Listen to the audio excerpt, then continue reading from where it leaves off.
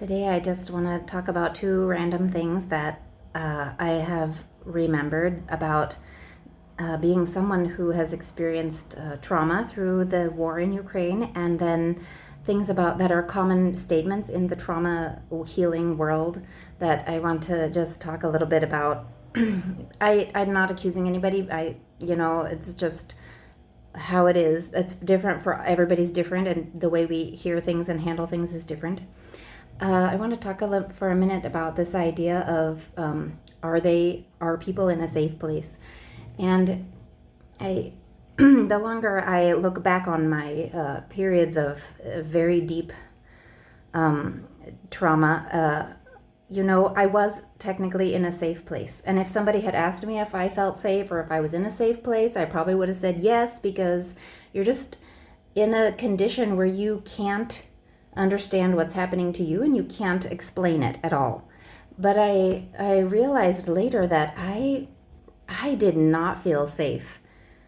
I was thousands of miles away from the war, but especially once the propaganda started coming through Republican channels and into like the social media world, and I experienced a lot of this like traumatic things through social media and feeling not safe.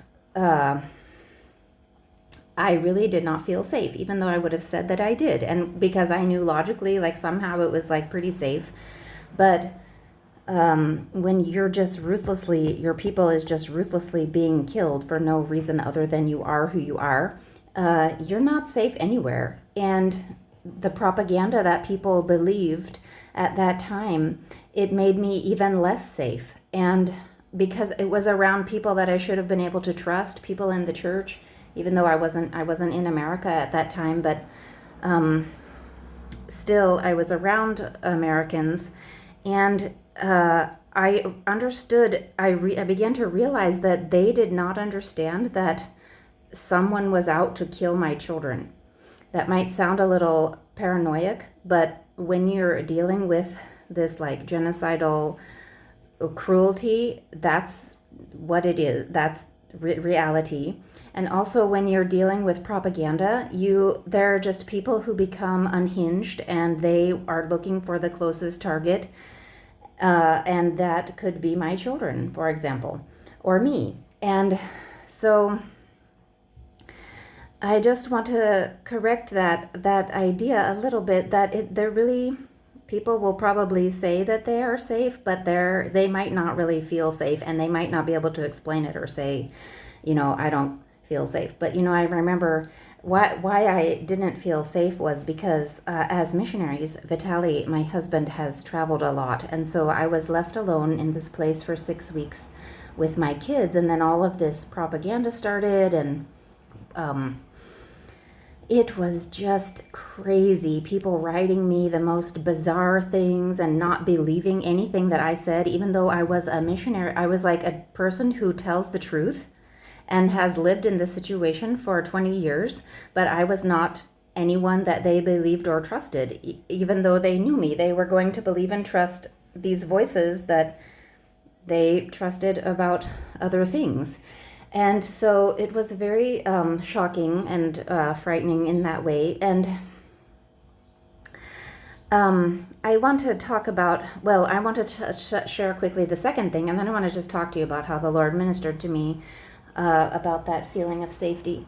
And the second thing I want to say is people in the trauma world use this term healing. And honestly, that also has been, it just hurts me kind of.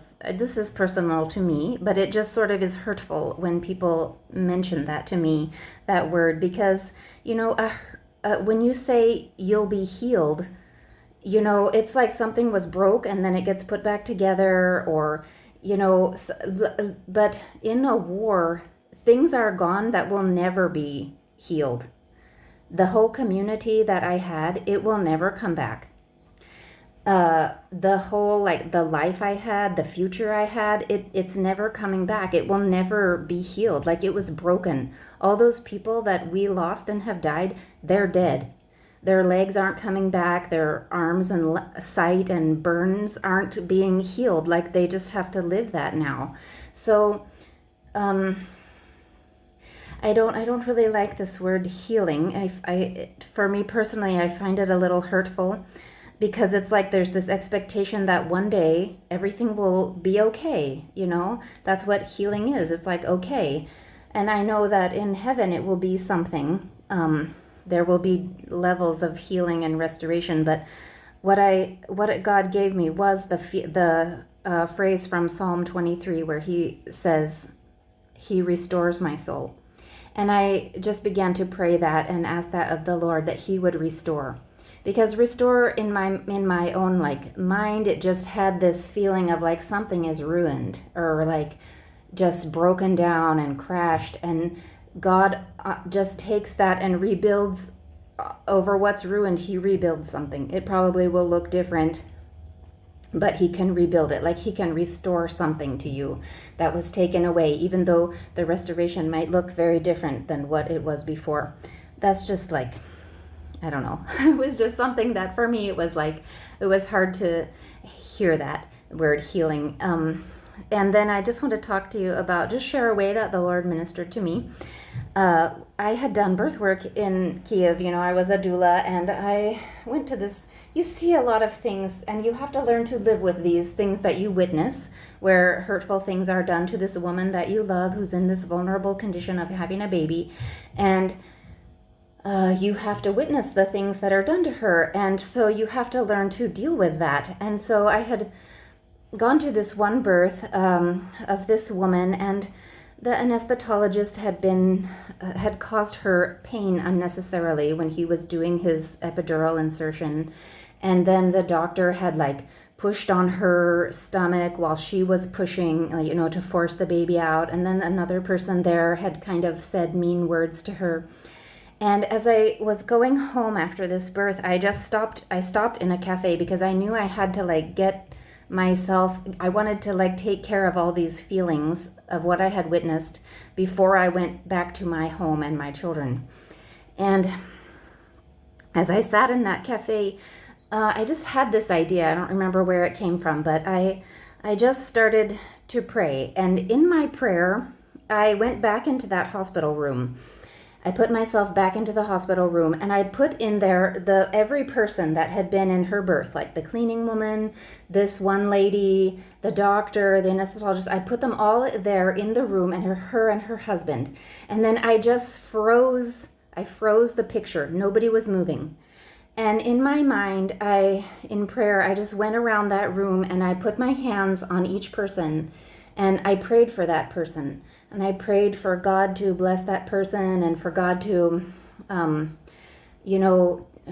save that person and redeem them and give them love, his love. And that doing that practice really healed that memory for me, and witnessing those things. And so it was years later when I realized how much I had been afraid for my life. I was in time, I was able to come away from it and realize what I had been experiencing at that time when I was by myself with my kids. And so I eventually just did that, kind of the same thing in prayer. I went back to that time, and I was with myself, walking the streets of that town and being with my children, doing different things. And I went back and I imagined the angels that were protecting me. And I imagined Jesus being there with me, protecting me. That he was always there, even when it wasn't what I felt as real.